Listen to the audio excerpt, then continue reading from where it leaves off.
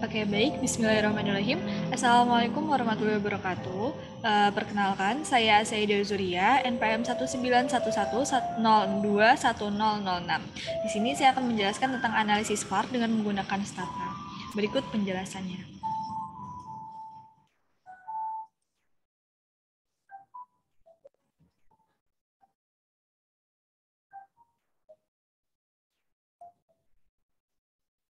Oke, baik. Langkah pertama untuk melakukan analisis VAR ialah dengan membuka aplikasi stata tentunya. Nah, setelahnya kemudian mempersiapkan data yang akan dianalisis. Di sini saya sudah menyiapkan data yaitu tentang total kredit investasi asing dan juga kurs nilai tukar mata uang. Di sini saya siapkan data dari observasi tahun 2016 bulan Januari hingga tahun 2020 bulan Desember. Nah, langkah pertamanya ialah dengan memblok data. Nah, seperti ini. Kemudian kita copy. Kemudian kita buka stata. Nah, pada stata kita tulis perintah atau di comment, yaitu edit. Enter. Maka di sini akan muncul data editor. Nah, pada data editor, data yang tadi kita buka, itu kita pastekan ke sini. Ctrl V, kemudian pilih variable names. Oke, kemudian datanya bisa kita tutup.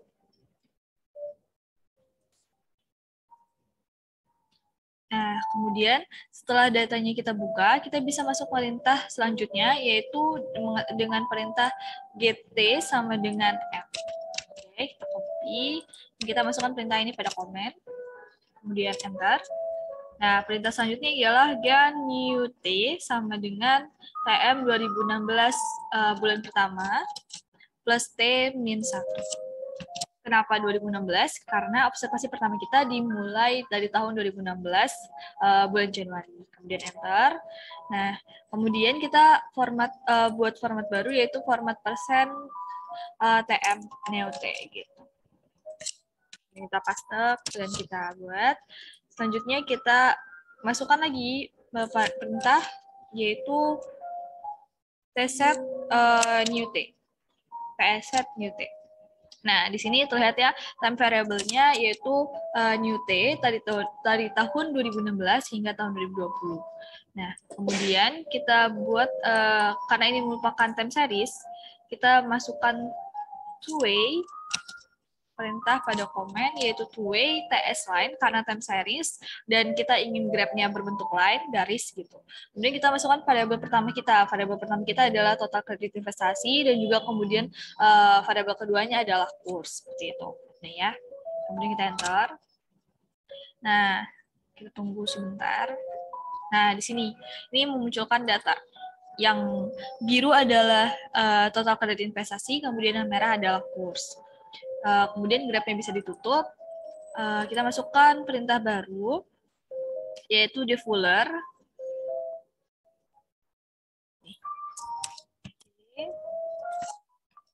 Defuller spasi variabel. Nah, karena variabel saya adalah learn total kredit investasi, maka di sini defuller spasi learn total kredit investasi. Kemudian di enter. Nah, di sini terlihat bahwa di sini belum stasioner. Variabelnya belum stasioner pada levelnya. Kemudian kita masukkan lagi defuller tapi menggunakan D kapital. Seperti ini. Nah, terlihat ya perbedaannya di sini tidak ada D kapital, di sini ada D kapital dan di statistik. Kemudian kita bisa enter. Ini harus masing-masing satu-satu per variabel. Nah, di sini terlihat bahwa di sini sudah stasioner pada first difference-nya gitu. Nah, kalau tadi adalah variabel total kredit investasi, kita lanjut pada defuller pada pada variabel kurs gitu. Lakukan hal yang sama. Nah, di sini juga sama, belum stasioner pada levelnya. Kita kemudian masukkan defuller yang ada di kapitalnya di sini. Nah, seperti ini. Nah, di sini baru terlihat bahwa dia sudah stasioner pada first difference gitu. Nah, kemudian kita di sini masuk ke analisis VAR-nya. Nah, untuk menganalisis VAR kita bisa lihat pada menu. Di sini ada grafik, ada statistik, maaf. Nah, kemudian kita pilih multivariate time series. Nah, di sini ada VAR. Nah, kita bisa menggunakan itu atau kita masukkan perintah pada komen, yaitu dengan rumus var spasi variabel pertama len total penduduk Indonesia TKRIN spasi variabel kedua kurs spasi koma lex. Nah, kita pilih lexnya antara 1 sampai 10. Seperti ini. Nah, di sini muncul hasilnya. Kemudian kita pilih more. Nah, kemudian kita masukkan perintah laginya. Untuk menentukan yang mana leg optimumnya, kita masukkan perintah var soc atau var soc. Nah, terlihat? Oke. Nah, di sini terlihat bahwa yang terpilih adalah yang terdapat tanda bintang. Nah, di sini terlihat bahwa yang lex terpilih adalah lex pertama dan lex kedua. Kemudian langkah terakhir ialah kita mengecek kestabilan daripada var tersebut, yaitu dengan memasukkan rumus var stable. Nah, seperti ini, dan enter. Sudah terlihat, dan di sini sudah ada keterangan bahwa all the eigenvalues lie inside the unit circle, var satisfies stability condition. Jadi data yang sudah dianalisis var ini adalah dalam kondisi stabil dan juga stasioner. Mungkin itu penjelasan daripada saya mengenai analisis var. Selanjutnya akan dijelaskan oleh teman saya. Terima kasih. Wassalamualaikum warahmatullahi wabarakatuh.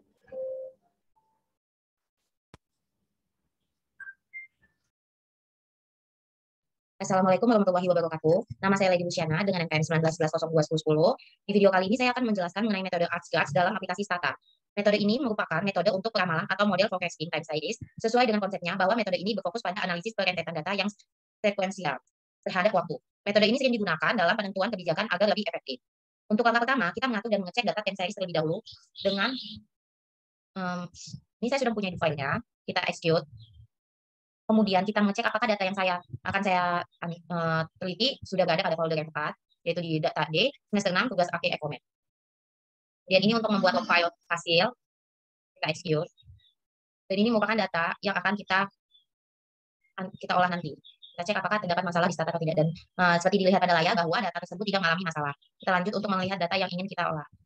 Baiklah, seperti yang pada di layar, bahwa ini merupakan data yang akan saya olah, yaitu data kurs dari tahun 2009 M01. Selanjutnya, kita akan melakukan pengaturan waktunya dengan mengexecute ini, dan ID waktu TM 2009 M1, ini tandanya dari tahun 2009 bulan Januari. Nah, bisa dilihat ini sudah diedit waktunya jadi 2009 M1. Oke, kita keluar. Langkah selanjutnya, kita akan melakukan plot data. Ini plot data dengan fungsi two-way test line course, karena saya menggunakan data course. Kita execute. Maka nanti akan timbul grafik.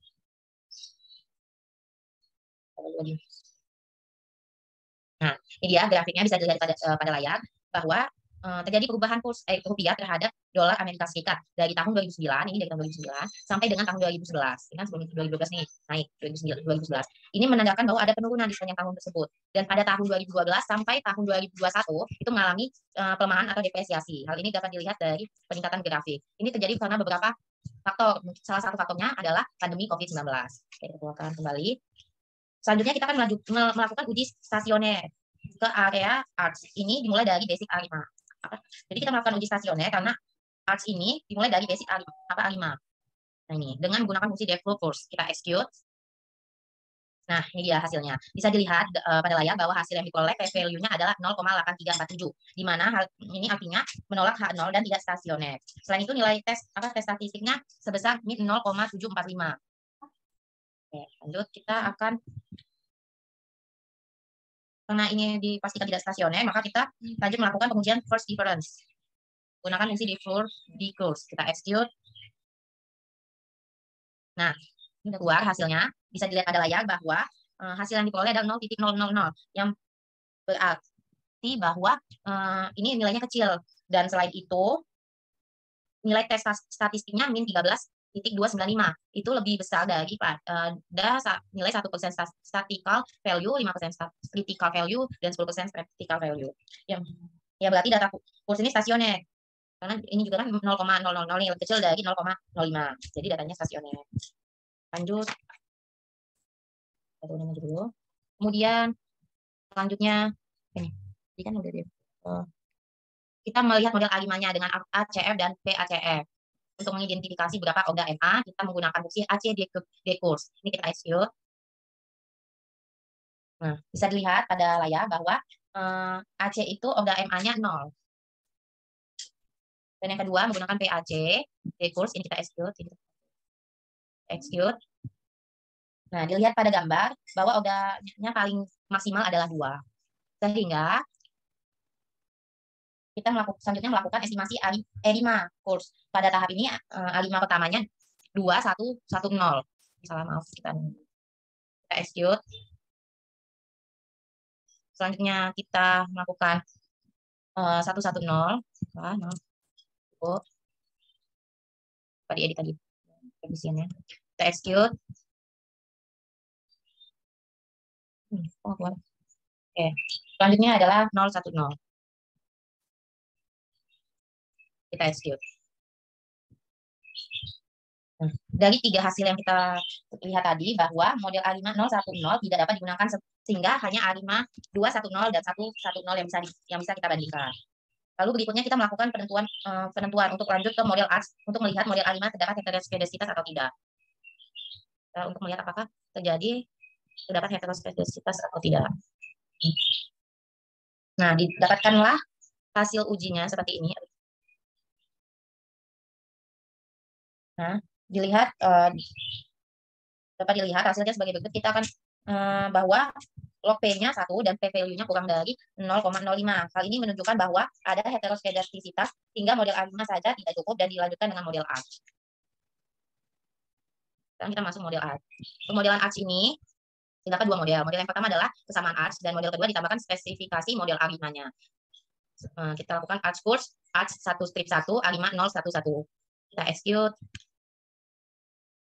Selanjutnya melakukan model di atas dengan lebih sederhana lagi. Seperti ini fungsinya, kita execute.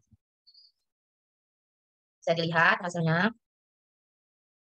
Kemudian kita modifikasi dengan penambahan unsur guards. Jadi ARCH codes, ARCH 1, guard 1, A5 0110. Kita execute. Nah, dari hasil uji tersebut terlihat bahwa nilai AIC-nya, nilai AIC-nya terendah dan nilai statistiknya signifikan terhadap pada penambahan guards. Kemudian kita akan menampilkan nilai mana sih ini? Yang salah. Ini juga kan tadi di execute. Nah, salah ini bisa dilihat ya bahwa nilai AIC-nya terendah dan nilai statistiknya signifikan terhadap pada penambahan guards. Nah, kemudian kita akan melihat nilai variansnya dengan fungsi predikat underscore guard 11 varians. Kita execute. Kemudian kita menghitung nilai sampingan bakunya dengan fungsi gen SD underscore guard 11.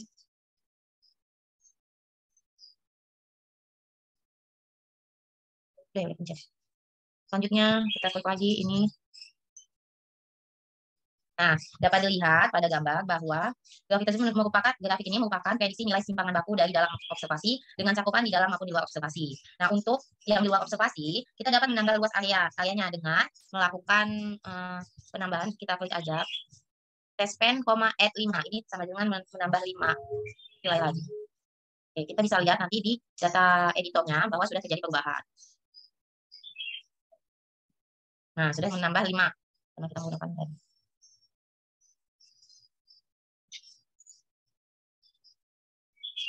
Selanjutnya kita akan dapat melakukan prediksi dengan panggilan terakhir tadi. Kita execute. Nah, setelah itu untuk forecast-nya kita lakukan 2 kali. Yang pertama dari nilai course predikat F course ini.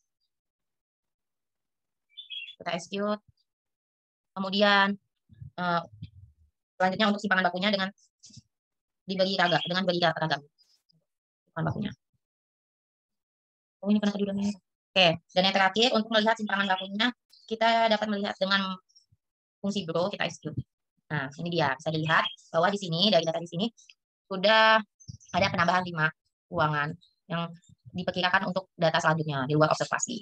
Mungkin itu saja yang bisa saya sampaikan. Atas kekurangannya saya mohon maaf karena di sini saya sudah berusaha sebisa mungkin. Saya akhiri. Wassalamualaikum warahmatullahi wabarakatuh.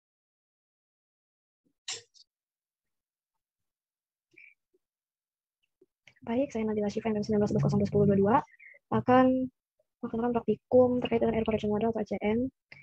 Yang pertama kita lakukan adalah import file. Saya menggunakan file Excel. import first row as variable names. Kemudian sudah terikut, kemudian kita pakai do file.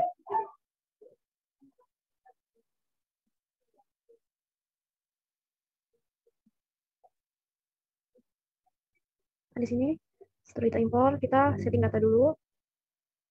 Setting data, kita execute. Nah, sudah keluar.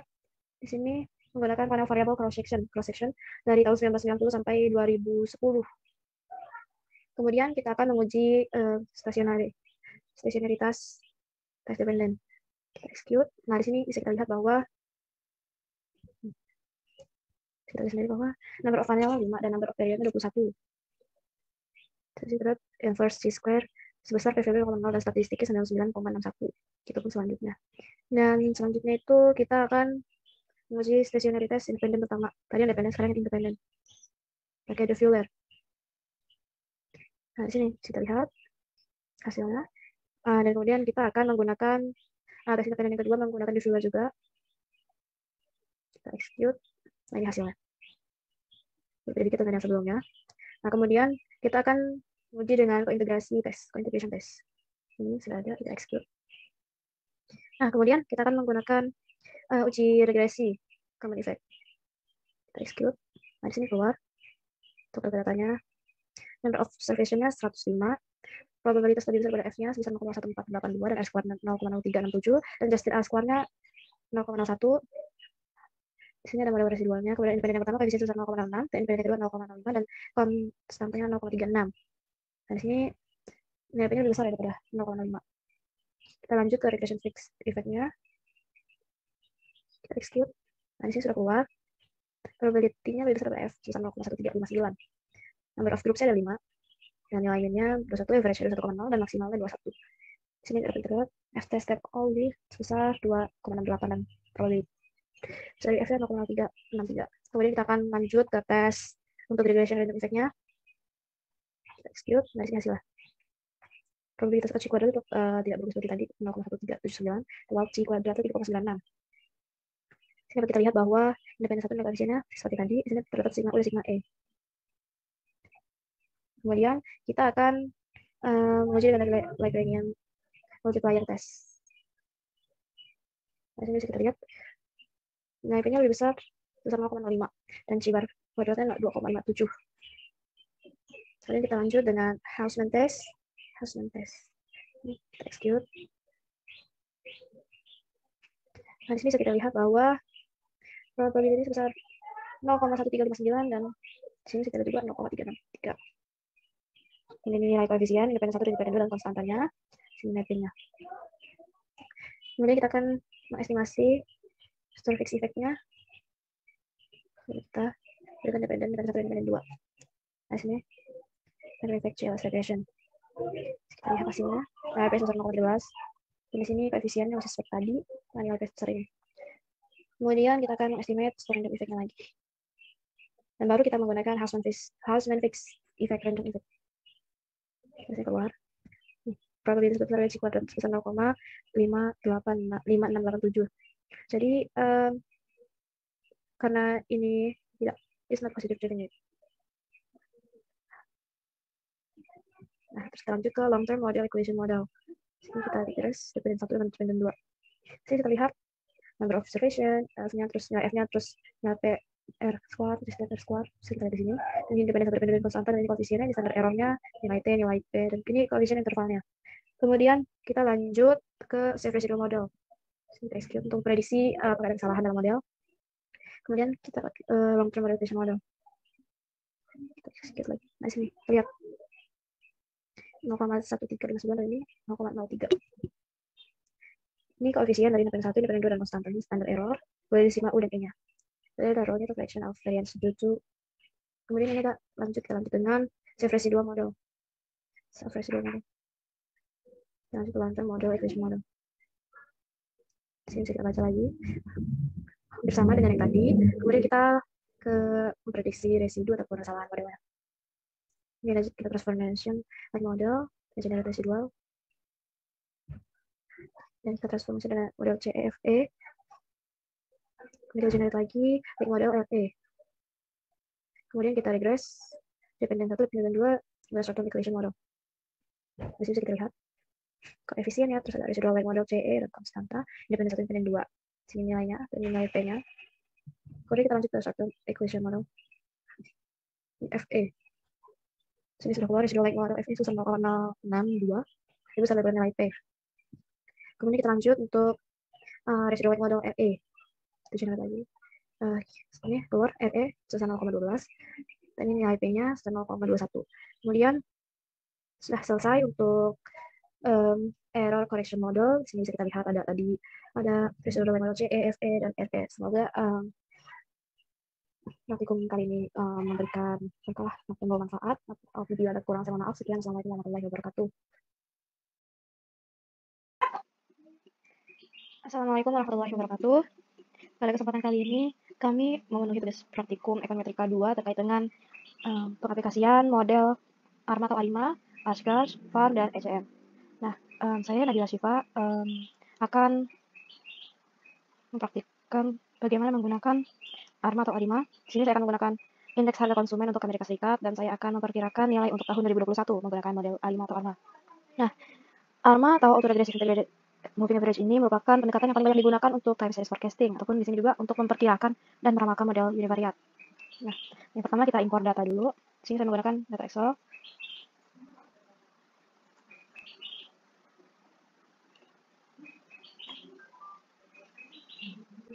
Terus di sini kan belum termasuk ya nama kolomnya.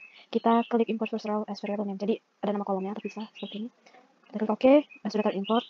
Nah, untuk tahap pertama kita harus menentukan variabel waktunya. Di sini kita ketik komen baseline CPI. Apakah sudah ada variabel waktunya? Nah, kemudian di sini time variable not set. Jadi belum ditentukan untuk variabel waktunya. Oke, kita akan lanjut command sama dengan MOFD dalam kurung time. Terus kita lihat. Nah, di sini sudah keluar kolomnya, tapi belum ini ya datanya. Kita lanjut. Kita ketik format man persen TM. Sini untuk mengganti. Kemudian kita lihat. Nah, sudah muncul 2008 M1 atau M1 sampai 2021 M2 atau bulan ketiga. Kemudian kita untuk selanjutnya itu kita akan buang variabel lamanya, variabel kita buang. Kita ketik drop time. Kemudian kita rename man time. Kemudian kita set time. Nah, sini sudah terlihat time variabelnya time dari 2008 bulan 1 sampai 2021 bulan 2, delta 1 bulan. Kemudian kita lihat untuk grafiknya untuk menguji apakah data ini stasioner atau non stasioner. Kita grafiknya selain CPI. Nah, di sini terlihat bahwa dari analisis grafik ini ada tren positif. Nah, jadi variabel ini non stasioner. Kita uji lagi dengan menggunakan autokorelasi CPI. Nah, di sini juga kita lihat indeks harga konsumen ini dan polanya ini lambat, jadi data ini non stasioner ataupun variabel non stasioner. Kemudian kita tes lagi menggunakan tes formal di Fuller CPI. Di sini kita masukkan tren dan kita regress. Nah, di sini terlihat bahwa p-value sebesar 0,66 dan untuk trennya ini nilai trennya 0,05 dan konstantanya 0,56. Nah, di sini kita dapat simpulkan bahwa trennya ini sebesar 0,05 ini termasuk tren yang signifikan, dan untuk konstantanya sendiri ini termasuk dalam kategori baik-baik saja sesuai atau setidaknya pada tingkat 10%. Nah, karena p-value-nya lebih besar daripada 0,05, jadi kita tidak menolak hipotesis. Jadi variabel ini non stasioner. Kemudian kita lanjut dengan tes Bill parent. Kita ketik komen parent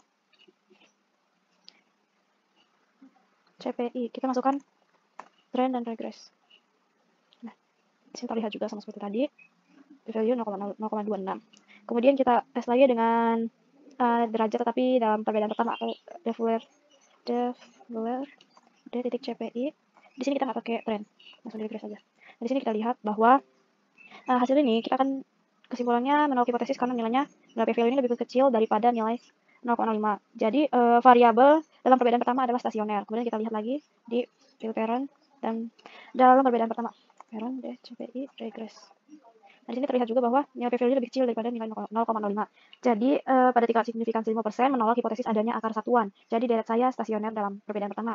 Nah, untuk selanjutnya kita akan menentukan P dan Q dengan menggunakan fungsi autokorelasi dan fungsi autokorelasi parsial dari variabel CPI dalam perbedaan pertama. Yang pertama kita akan menggunakan autokorelasi pada perbedaan pertama AC DCPI.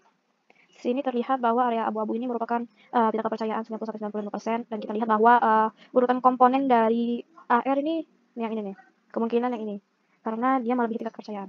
Kemudian kita tes juga dengan menggunakan fungsi autokorelasi parsial, PAC, D, CPI.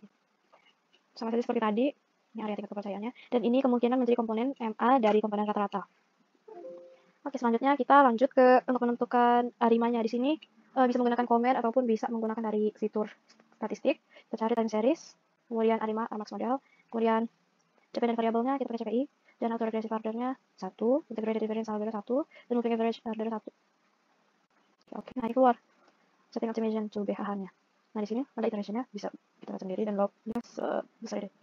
Kemudian sampelnya dari 2008, bulan kedua sampai 2021 bulan kedua. Jadi number observation-nya ada 157. Nah, kemudian di sini kita lihat bahwa ada komponen AR dan MA. Nah, dari regression ini dapat kita simpulkan bahwa AMA ini adalah signifikan dan juga konstan. Kemudian kita akan menggunakan kriteria Akaike dan penghindaran. Di sini kita ketik stat IC. Sini dapat kita lihat bahwa ada information criterion and Bayesian information criterion di sini. Kemudian kita akan compare dengan ARIMA 221. Kita ketik komen aja ARIMA CPI ARIMA 2,11. Sini terlihat, sini lamanya menambah ya, jadi tadi ada 1, sekarang ada 2 air. Sama tadi seperti sampelnya 2008-2021, number observation 157. Nah, di sini kita dapat simpulkan bahwa komponen ARIMA ini semuanya signifikan pada ARIMA 211. Nah, setelah ini kita akan lihat bagaimana memprediksi kesalahan model. Nah, caranya kita ketik di komen lagi, kita ketik predict error receipt, enter. Kemudian kita ringkas summarize error. Nah, di sini terlihat variabel errornya. Nah, minnya ada 0,03 dan standar deviasinya ada 0,5647, dan untuk nilai minimalnya minnya minus 2,81 dan maksimalnya 1,48. Nah, dari sini kita akan melihat grafik dari untuk prediksi kesalahan model. Nah, sini kita ketik yang pertama itu kita kopas dulu untuk nilai minnya. Minnya kita kopas. Kita ketik case line error y line atau garis Y dalam kurung nilai min tadi. Enter. Nah, di sini terlihat bahwa pada grafik ini semua nilainya bergoyang secara konsisten di sekitar min. Kita lanjut dengan white noise test atau n-test untuk melihat apakah ada kesalahan model. Kita ketik test error.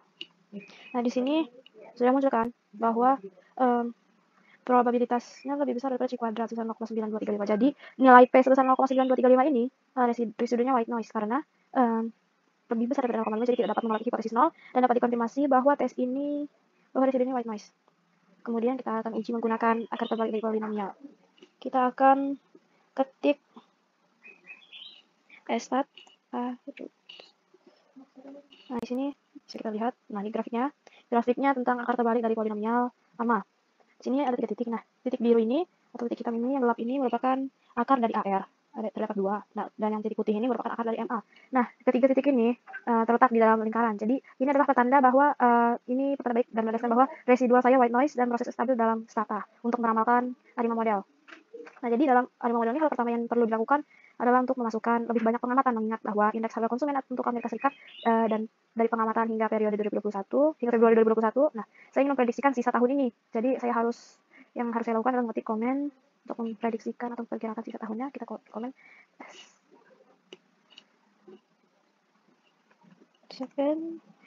ada deh, kita ketik 10. Nah, setelah itu kita lihat hasilnya. Nah, sini dapat kita lihat bahwa nah tuh bertambah.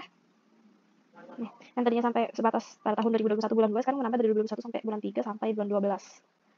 Nah, tapi di sini belum kita ketahui nilainya atau prediksinya, jadi masih kosong. Nah, untuk kita memprediksi atau memperkirakan nilai-nilai tersebut, maka kita mengetik komen predict FCPI Y dinami kurung M 2021 M3. Kemudian kita ketik lagi label variabel FCPI forecasted. Kemudian kita lihat test line CPI FCPI. Nah, di sini bisa kita lihat bahwa yang garis gelap ini merupakan dari indeks harga konsumen Amerika Serikat. Nah, untuk yang garis merah ini merupakan perkiraan ataupun prediksi nilai-nilai untuk ke depannya. Dan di sini kita lihat bahwa ini bentuk polanya positif, pertama naik. Oke, kita lihat untuk datanya apakah dia bertambah. Nah, di sini muncul nilai FCPI dari indeks harga konsumennya. Nah, sini muncul, sini muncul sebesar dari 2021 M3 sampai 2021 M12 untuk perkiraannya. Nah, mungkin sampai di sini saja kita praktikum tentang ARMA atau ARMA terkait dengan indeks harga konsumen dari Amerika Serikat pada tahun 2008, memprediksikannya sampai akhir tahun 2021. Apabila ada kekurangan, saya mohon maaf. Sekian. Assalamualaikum.